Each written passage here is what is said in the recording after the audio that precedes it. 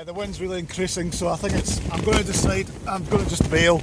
It's about 9 o'clock now and I can't see any point. It's actually getting worse rather than showing any signs of dying down. So yeah, I think we'll call it a day on this one. Whoa!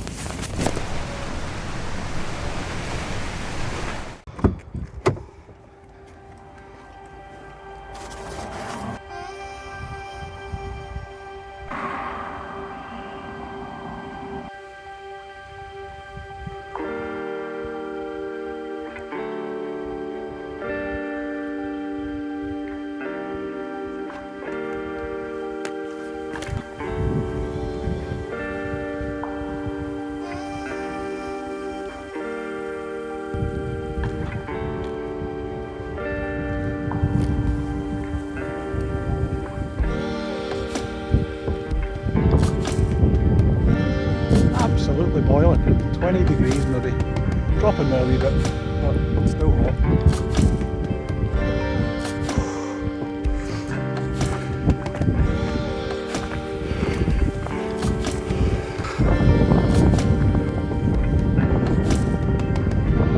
Starting to get a view now. Right, we're only about 5-10 minutes from the summit. Let's get up there.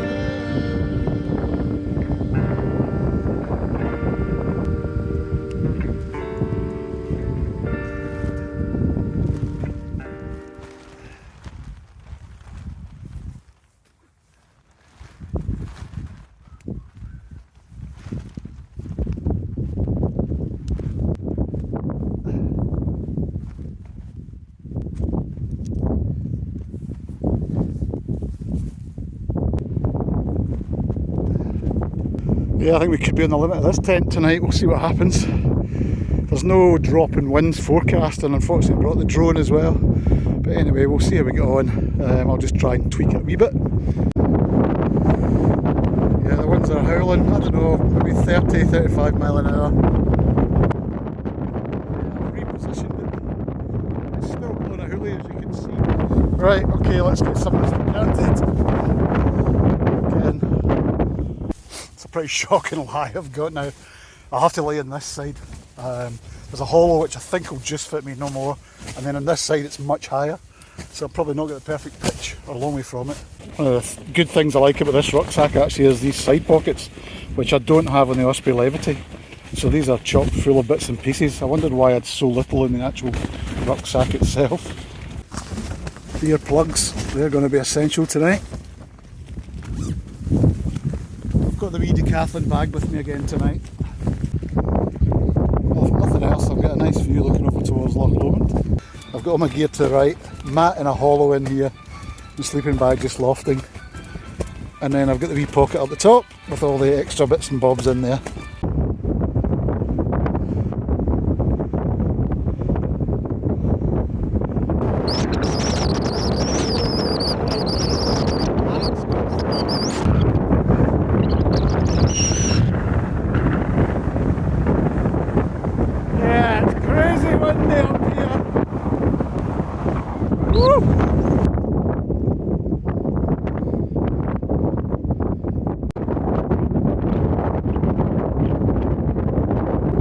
Here's the worry, if it starts pouring in the middle of the night, this zip at the moment is getting completely blown open to about here and exposed to all the rain.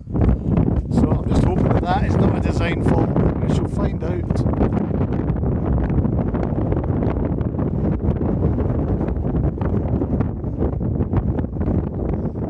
Cheers everyone, thanks for watching.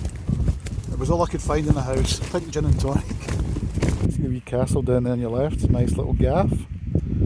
And I'm just looking at the tent here. Aerodynamic enough and strong, but just the flapping is it's just noisy as hell. To be honest though, I think I'd rather be in that than in a Lanshan. I think a Lanshan would have buckled or torn by now, just because of the sheer size of the panels and it's not quite as aerodynamic. So the Soto Windmaster's getting a hard time tonight. We'll see if it works, whether we can boil enough water quickly enough. There isn't a lot of gas left.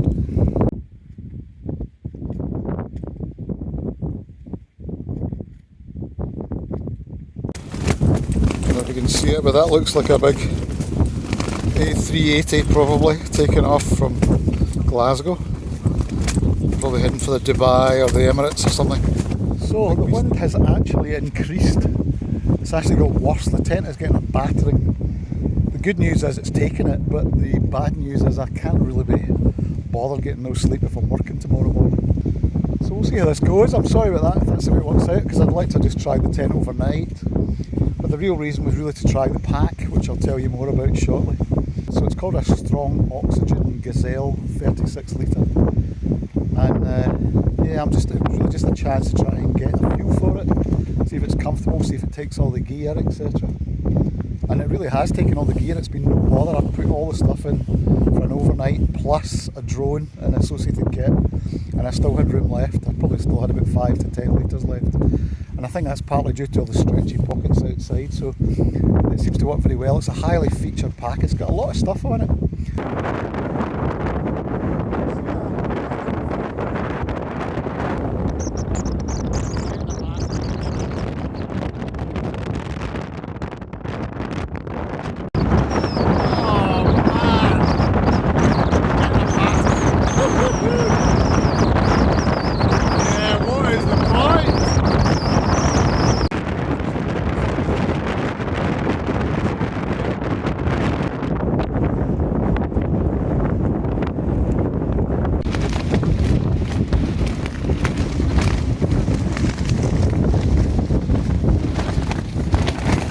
I'll give it to Black Diamond. They certainly make stuff that's strong for the mountains. Yeah, the wind's really increasing, so I think I'm going to decide I'm going to just bail. It's about 9 o'clock now and I can't see any point. It's actually getting worse. I really wanted it to be a test of the backpack more than anything else, which it certainly has been. I'll get another hour on it going down and we'll see how it feels on the descent. Just come back to this pack. So far, yeah, it's been pretty good. I want to get a couple of extra days in it, but it's got so many features on it. It seems to take a lot of kit.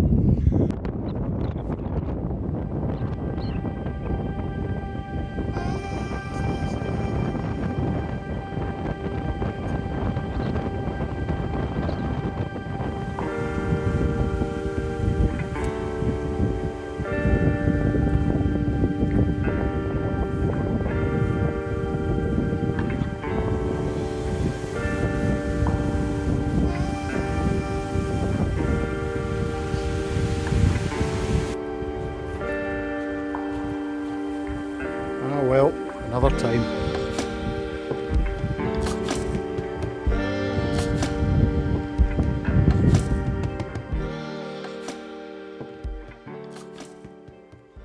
What I was trying to say in that video, and because of the noise you couldn't hear me, was that I was actually out for the day to test a new pack. It's a backpack called a Gazelle 36 and it comes from a brand called Strong Oxygen, which you may not have heard of until very recently. I see a couple of videos appearing now.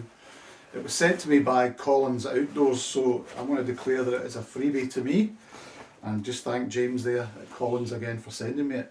But I really wanted to give you a kind of unbiased opinion of this. It's about the same weight as my Osprey Levity 45, but it's 10 litres smaller, so I guess that's probably why it is a similar weight.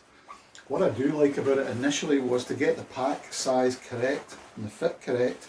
It's actually got a back panel that can move up and down in kind of centimetre blocks, and it literally just velcros, tears away from the back, so I had to adjust it to make it slightly longer for me.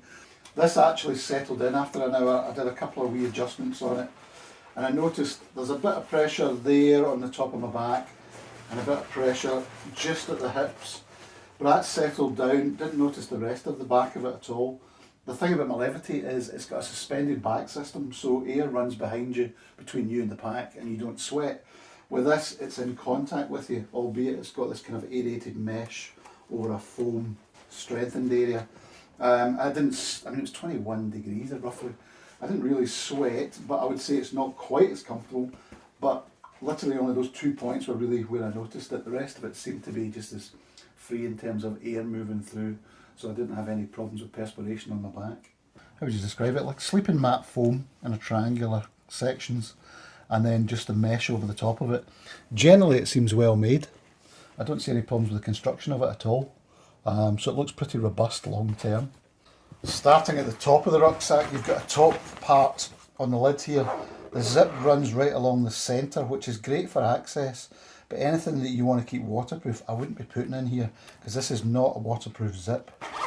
However, having said that, I wasn't so annoyed with that. There's also a key loop inside it. On the inside there's another compartment here which can be zipped up, and I can see that that's got proof fabric in there, so that should stay dry. On the inside you've got the usual bladder pocket, elasticated. The bladder will sit in there, and then there's an access point for your tube to come out through here. Usual kind of draw cord with a standard type of plastic connector. You've probably seen a lot of these Duraflex connections. It also has a compression strap which can run right over the top of it. It can press down the pack itself, or you can use it to secure a tent or rope across the top, which is quite good. It's a fairly chunky, strong grab handle, not as comfortable as some. One of the other features it's got over the Levity is it's actually got a floating lid, which you can just unstrap here. You could actually probably remove it completely, but it'd be good if you wanted to tuck a tent straight across here, or just increase their volume. You could lift that lid up and make it sit higher in relation to the pack. Again, just using the Levity as the benchmark, you'll see the difference. It's got the suspended kind of trampoline type back system, where your hand can go in behind it and there's a gap, whereas this just relies on a gap but pressing against some mesh. One thing I do like about the Gazelle is it has hip belt pockets. I really miss that on the Levity. I wish they had them. I found that really useful last night because I just tucked lots of wee bits and pieces, a couple of wee snacks for going up the hill, and it was just handy to get to them very easily. Another plus point about the Gazelle is the ability to attach ice axes. It has double ice axe loops at the bottom here, and it also has these pole holders externally. The tips of the poles just go in there, and then ice axe and pole can attach onto these. The other thing I liked over the Levity was this elasticated pocket at the rear here. It just stretches a bit more. It's narrower than the width, I would say, on the Levity, but the Levity is a solid material with no stretch in it. So once you've packed it in there, it's packed. This tended to give a bit more, so you can squeeze stuff in there and it will just expand as necessary. The Levity's got these kind of daisy chain attachments all the way down on either side. This relies on one bigger one right down the middle. Instead of using draw cords across here to compress the pack, which I find really fiddly and they get in the way when you're popping poles in, etc., this is conventional straps. Probably a wee bit heavier, but I actually prefer it, to be fair. Yeah, so when you're on the trail, you've got the pack on and you need to access, say, your water bottle. You can put your hand in while you're walking, just behind you, and grab your bottle. On this one, you've got to go in the top, and that can be quite awkward to get in and out and twist round without taking the pack off. So the Levity wins on that basis. The Levity back system, better ventilated. I'd say that definitely wins on that. And overall comfort, yeah, it wins. But to be fair, the Gazelle, there was nothing wrong with it. I just find this like a slipper. It's just a fantastic fit. Just everything about the Osprey just really works for me. But then you're paying the money for an Osprey. The Gazelle, I'll put the price on the screen here for you. I can't remember, but will obviously be a lot cheaper. So there you go, just a quick comparison between my go-to pack, my Osprey Levity 45, and the Strong Oxygen Gazelle 36, which has been very good. It was great yesterday, not a problem with it. Weight-wise, just a tad heavier than the Levity, which is the fantastic thing about this. You pay your money and you get sort of lighter fabric, so you have to treat it with a bit more care. This is showing some fairly strong areas of wear and a few rips here and there.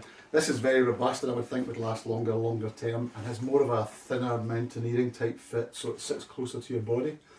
But for overnights in 3 seasons in summer, perfect. And for days out on the hill, perfect. Levity, I've used it for everything basically, and it does do it, but it lacks some of the bells and whistles in terms of some external attachments on this. I'd like to be able to put axes on this much more easily. This will take axes and poles much more simply. So there you go, thanks for watching. Sorry it wasn't a wee overnight that worked out, that's just the way it goes, but I'm going to go out again this weekend, and if you get any questions on either pack, just drop me a line below and I'll try and help you. Thanks again. Cheers.